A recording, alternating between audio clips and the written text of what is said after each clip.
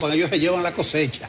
Sí. O sea, que ni siquiera en almacén van a dejar. Y la Reserva Federal le dio un pellizquito a la tasa.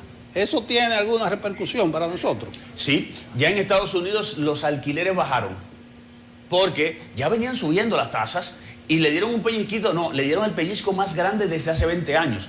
50 puntos, o sea, subió la tasa de la Reserva Federal en 0.5, con expectativas de subir 3 o 4 veces más en el año, con un gran problema. Estados Unidos está sobrecalentada, tiene poco desempleo, tiene mucha inflación por el poco desempleo, o sea, la gente está recibiendo dinero y eso tú lo controlas subiendo la tasa de interés.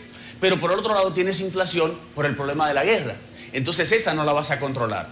Y es una doble inflación, dos sistemas que se están congruendo y vamos a tener un problema, casi una super tormenta. Por eso están tratando de bajar la inflación con subir la tasa de interés, tratando de que la gente baje un poco el ímpetu y compre un poco menos. Eso nos trae a nosotros un problema también. Las remesas, por ejemplo, que si en Estados Unidos comienzan la gente a perder empleos, porque lo que pasa cuando se sube la tasa y desacelera la economía es que se pierden empleos, es muy posible que las remesas puedan bajar. Además, todo se pone más caro y, sobre todo, el dinero se le pone a la República Dominicana más caro, el dinero que salimos a buscar se pone más caro. Y la Reserva Federal no solamente le dio el pellizco, que no fue chiquito, fue grande, sino que también avisó que va a dejar de recomprar, porque es un truco que hay en la economía. Por un lado, suelto dinero y por otro lado lo recompro. Equilibrio, pero en realidad es solamente un truco fiscal, para decirlo, porque lo que está haciendo es tratando de equilibrar y decir, por un lado, estamos creciendo, pero por otro lado, estoy sacando el dinero. Eso también lo va a reducir, por lo tanto, nosotros tenemos que estar bien atentos de lo que va a pasar y sobre todo estar preparados, preparándonos y caminando, porque si no nos va a coger mal parados. Ya lo de la tasa cero es un hecho, porque fue promulgada por el Poder Ejecutivo. Los que defienden esta medida dicen que es un paliativo para la inflación y que es una medida temporal. ¿Cuál usted cree que va a ser el impacto? Yo sé que usted había dicho que había hablado de eso anteriormente, pero ya estamos ante un hecho irreversible. Para mí el impacto es como siempre, se queda en el camino el dinero, o sea, lo que se reduce no llega, se lo quedan entre los importadores, entre el que vende, entre el intermediario, se queda todo, porque realmente el costo más alto que está viniendo es el de importación. Tengo un cliente que importa papel, por ejemplo, y me dice que estaba vendiendo al doble de lo que vendía el año pasado, porque lo que ha subido no es el papel, sino la importación, el cargo, el traer el papel.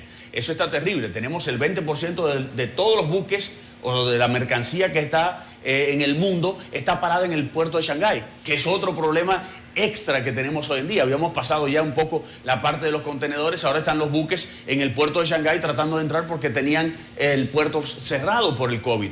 Y todo eso nos va a dar un gran problema. Entonces, esa reducción de impuestos para la entrada va a traer que nosotros en el supermercado no lo vamos a notar. Tal vez un poquito menos subiría, pero no lo vamos a notar. Por el otro lado, si comienzan a importar pollos más baratos, ¿cómo nosotros vamos a producir pollo aquí de manera que sea rentable? Tenemos que pensar que el sorgo, el maíz, muchos alimentos, el núcleo, todo eso viene de fuera. Eso no se produce aquí. Los alimentos del pollo no se producen aquí en su gran mayoría. Por lo tanto, vamos a tener nosotros que competir esa industria local con lo que es la importación.